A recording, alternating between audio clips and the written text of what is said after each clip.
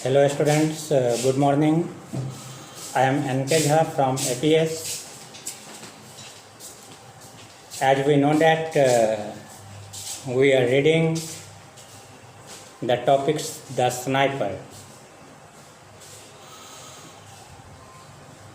In beginning we have understood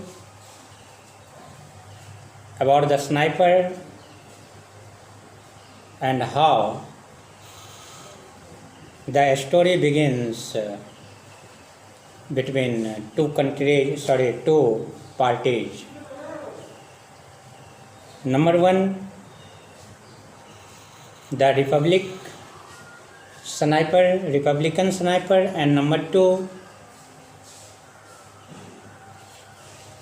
the Free Staters. War between these two, and the condition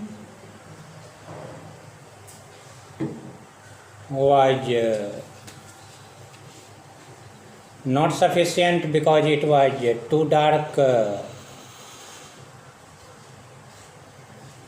and it was held near Fort Courts and all of a sudden the heavy guns rolled.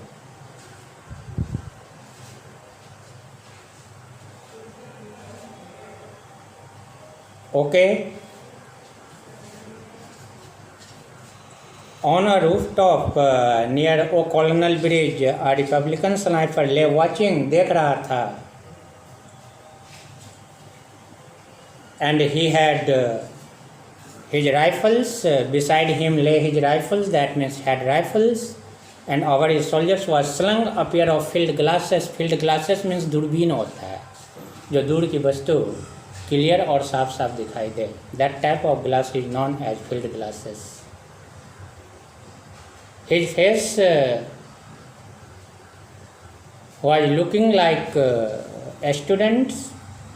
He was thin but doubtful, and we can say we can look a confidence in his eye, how to sort the enemies,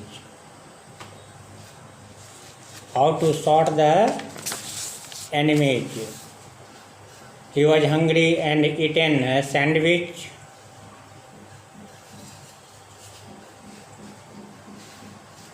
And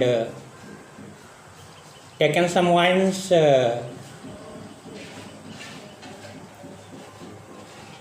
and after that he wanted to take a smoke, but it was a great risk for him because the enemy will understand a sniper are there. So this was the risk. It was dangerous. So placing the cigarette between his lips, he struck a match and inhaled the smoke hurriedly and put out the light. Put out is a phrase. फिर उसने आग को बुझा दिया. A bullet flattened itself against the parapet of the roof. The sniper took another whip. Whip means दूसरा कस cigarette का को दूसरा बार पीना. And put out the cigarette. Then he soared softly and crawled away to the left.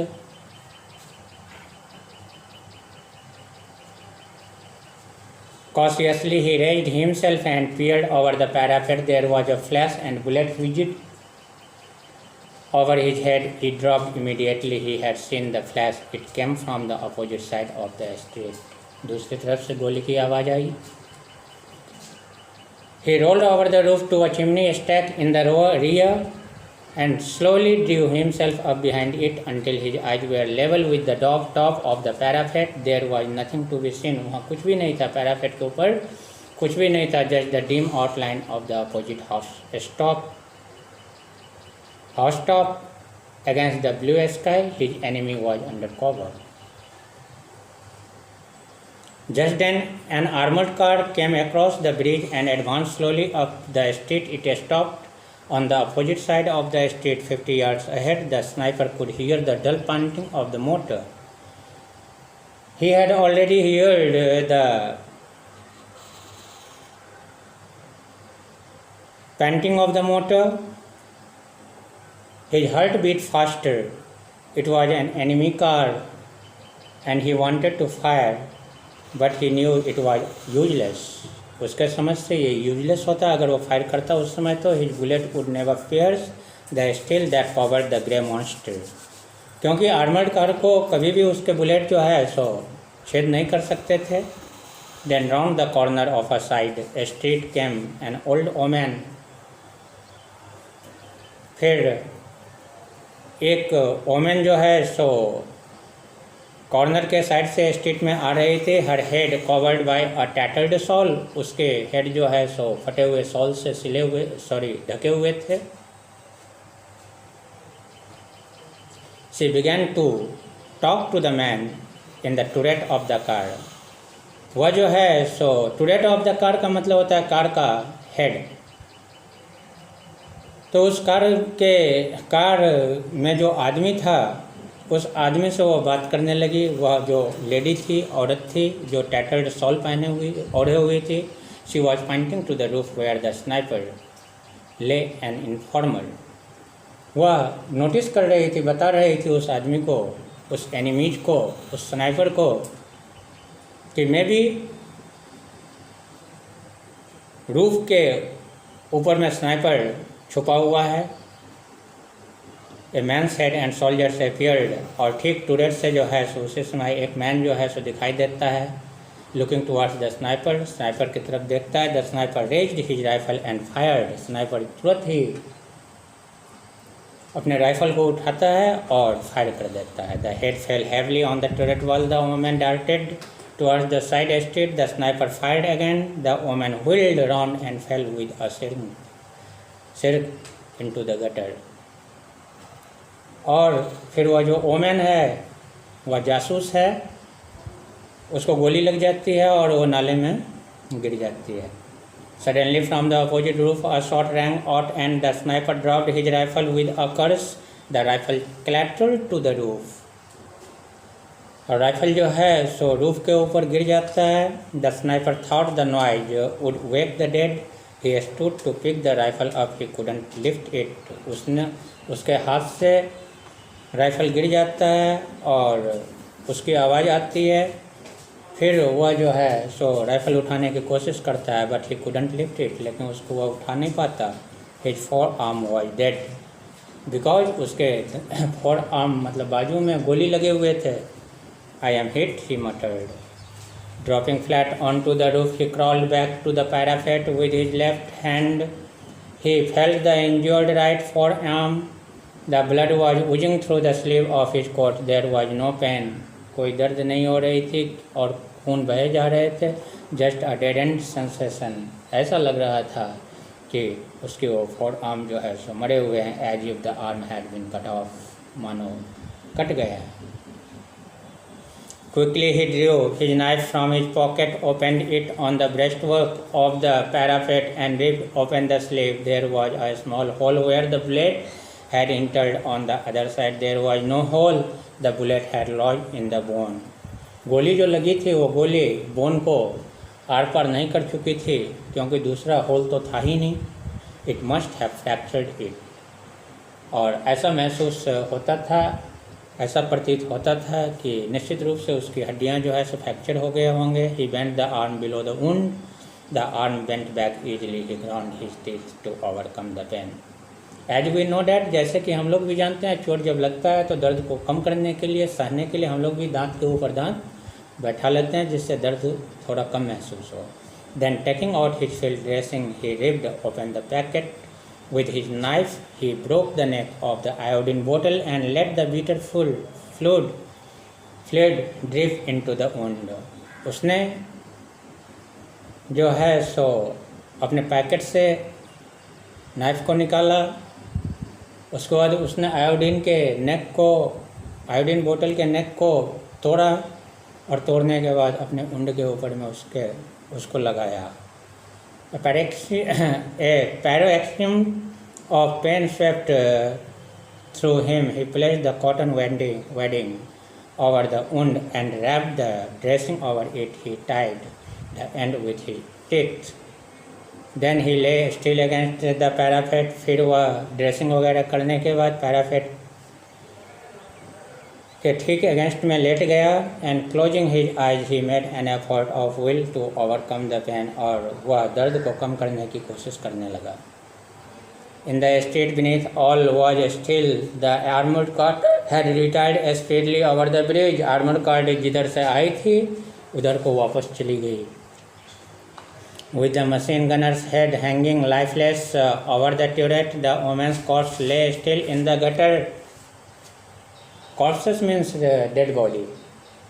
अभी तक उस women की dead body gutter में पड़ी हुई थी. The sniper lay still for a long time, nursing his wounded arm and planning escape. Sniper जो है सो भागने की कोशिश में था, प्लानिंग कर रहा था. Morning must not find him wounded on the roof. The enemy on the opposite roof covered his escape. He must kill that enemy, and he couldn't use his rifle. He had only a revolver to do it. Then he thought of a plan. उसके पास revolver था और फिर उसने एक plan बनाया. Taking of his cap, अपने cap को उतार दिया. He placed it over the muzzle of his rifle. muzzle means rifle का नली, अगला सिरा जहाँ से गोली निकलती है. उस कैप को उसने उस जगह पे प्लेस कर दिया राइफल के मजल पे. Then he pushed the rifle slowly upward over the parapet until the cap was visible from the opposite side of the street. Almost immediately there was a report and a bullet passed the center of the cap. फिर एक गोली चली और वह जो है सो cap के centre को गिरती हुई निकल गई. The sniper slanted the rifle forward. The cap clipped down into the street. और इस वजह से स्ट्रीट में जो है सो कैप गिर गया. Then catching the rifle in the middle, the sniper dropped his left hand over the roof and let it hang lifelessly. Clip down into his left hand. The sniper dropped his left hand, अपने बाएं हाथ को उसने गिरा दिया over the roof के ऊपर. And let it hang, जैसे कि लटक रहा हो, लाइफलेसली, उसमें कोई जान नहीं हो. After a few moments he let the rifle drop to the street. कुछ क्षण के बाद उसके राइफल भी गली में गिर गए. Then he sank to the roof dragging his hand with him.